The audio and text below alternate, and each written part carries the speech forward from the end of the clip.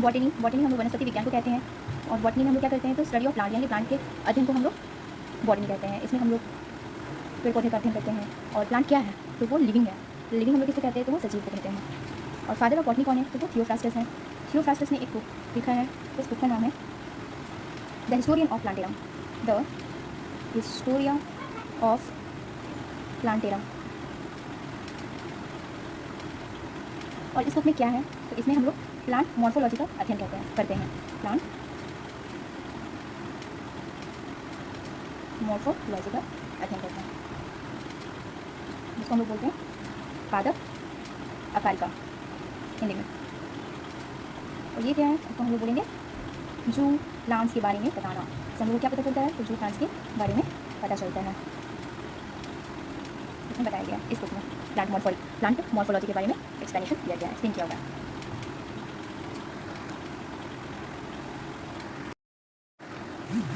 Plant classification को हम लोग हिंदी में बोलते हैं पादप वर्गीकरण। इसको दो भागों में बांटा गया है, क्रिप्टोगेमस और फेंड्रोगेमस में। क्रिप्टोगेमस मतलब होता है नॉन फ्लावरिंग प्लांट, और फेंड्रोगेमस क्या होता है, जिसको हम लोग बोलते हैं फ्लावरिंग प्लांट।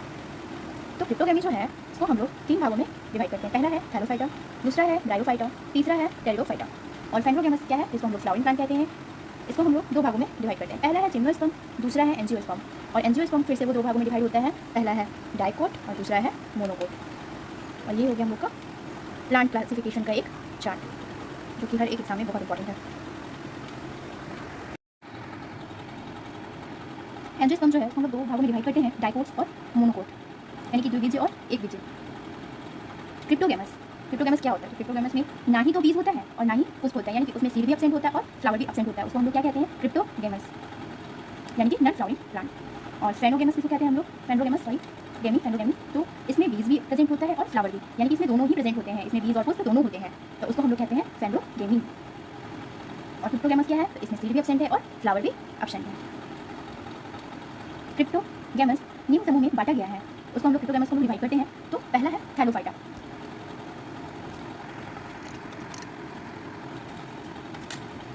देखिए थैलोफाइटा क्या होता है, तो ऐसे पादप जिसमें, यानी कि ऐसा प्लांट जिसमें हम डिफरेंस नहीं बता सकते हैं कि कौन सा तना है या फिर कौन सा पत्ता है, उसे पता नहीं चलता है कौन सा तना है या फिर कौन सा पत्ता है, उसे हम लोग क्या कहते हैं, तो थैलोफाइटा कहते हैं।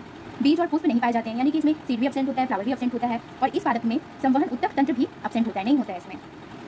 वेस्कुलर टिश्यू, संवहन तंत्र किसे कहा जाता है, यानी कि वेस्कुलर टिश्यू को कहा जाता है। जाइलम और फ्लोएम। जाइलम क्या होता है, तो रूट, जड़ों से पानी को अदर पार्ट तक जो पहुंचाता है उसको हम लोग क्या कहते हैं, तो उसको हम लोग जाइलम कहते हैं। फ्लोएम क्या है, तो लीफ, पत्तियों से खाने को रूट तक जो पहुंचाता है उसको हम लोग फ्लोएम कहते हैं। और ये बहुत इंपॉर्टेंट है, ये हर एग्जाम में पूछा जाता है। एग्जाम्पल सेवॉल को क्या कहते हैं हम लोग इंग्लिश में, तो एल्गी कहते हैं। देखिए एल्गी क्या है, तो सेवाल है। तो स्टडी ऑफ एल्गी यानी कि सेवाल के अध्ययन को हम लोग क्या कहते हैं, तो फाइकोलॉजी कहा जाता है।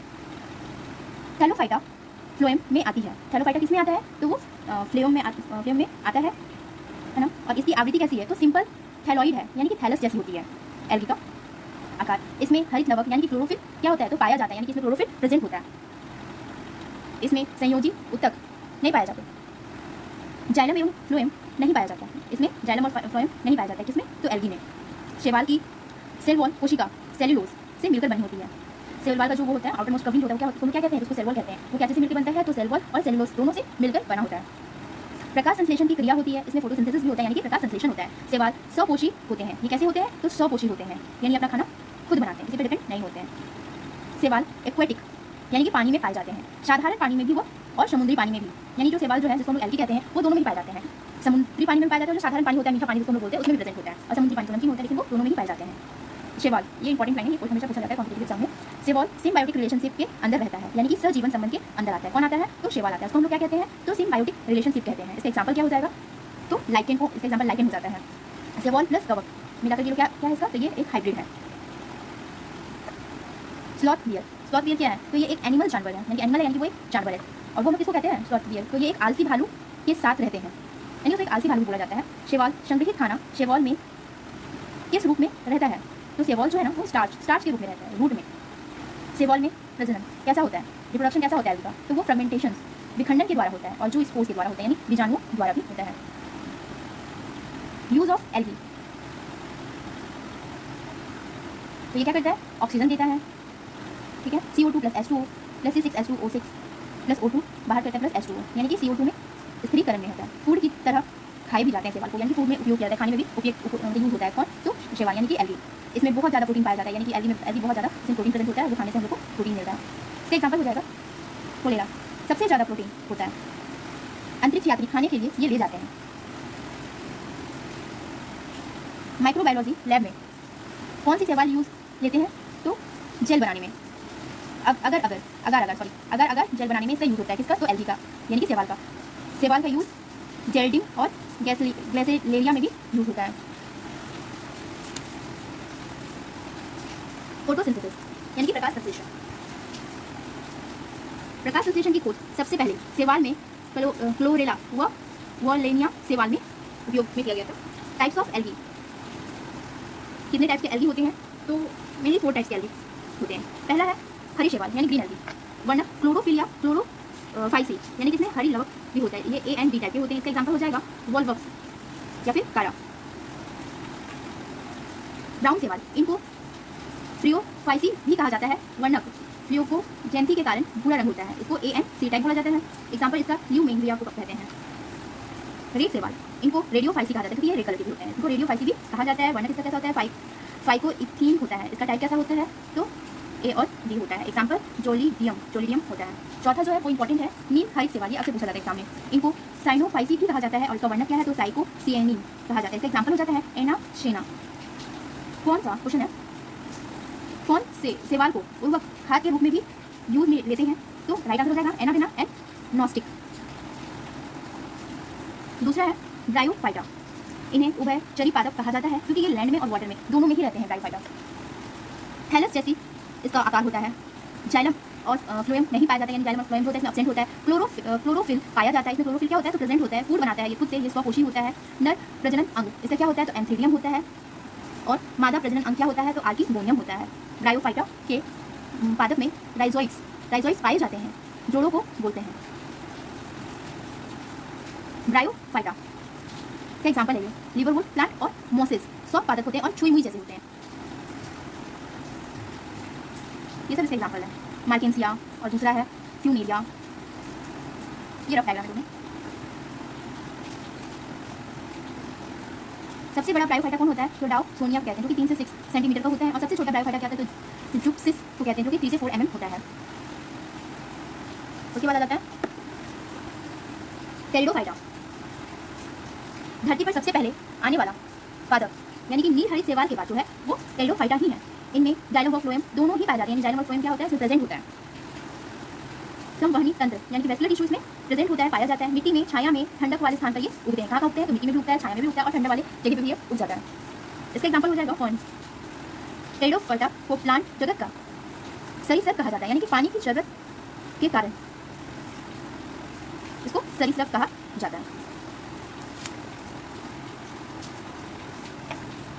फ्रेंड्रोगेमी, इसमें बीज पाए जाते हैं, पुष्प भी पाए जाते हैं, यानी कि इसमें सीड भी प्रेजेंट होता है और फ्लावर भी प्रेजेंट होता है, इसको फ्लावरिंग प्लांट कहा जाता है। और इसको 2 भागों में बांटा जाता है, जो कि पहला है जिम्नोस्पर्म और दूसरा है एंजियोस्पर्म। जिम्नोस्पर्म के स्टडी को हम लोग जिम्नोलॉजी कहते हैं। फादर ऑफ जिम्नोलॉजी है चैम्बरलिन। इंडिया में सबसे ज़्यादा जिम्नोस्पर्म का अध्ययन किसने किया था, तो A.V. डोगरा ने किया था। और भारतीय अना पुष्पबीज के जनक भी इनको कहा जाता है, किसको कहा जाता है, तो A.V. डोगरा को ही कहा जाता है।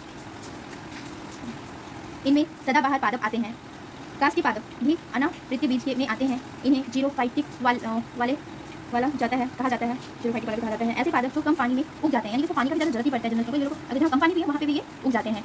उन्हें जीरोफाइटिक पादप कहते हैं, जीरोफाइटिक प्लांट कहते हैं, जिसमें कम पानी का जरूरत होता है, और वो कम पानी में ही जहाँ उग जाते हैं तो हम लोग जीरोफाइटिक प्लांट यानी जीरोफाइटिक पादप कहते हैं। इनके अंदर ट्रू रूट्स यानी कि इसका रियल रूट होता है, प्रेजेंट होता है, रियल स्टेम प्रेजेंट होता है, उसमें लीफ भी होता है। राइट आंसर इससे एग्जाम्पल हो जाएगा, स्ट्रॉबेरी। और दूसरा पाइनएप्पल, बीज बाहर की ओर होता है, पाया जाता है, मतलब कि बीज कैसा होता है, बाहर स्ट्रॉबेरी देखे होंगे आप लोग, उसका बीज क्या होता है, बाहर में रहता है, ऐसा रहता है ना स्ट्रॉबेरी, उसके बाहर में ऐसे बीज बना हुआ रहता है। पाइनएप्पल में भी देखे हैं, तो बस वैसे ये दोनों एग्जाम्पल हो जाएगा जिम्नोस्पर्म का।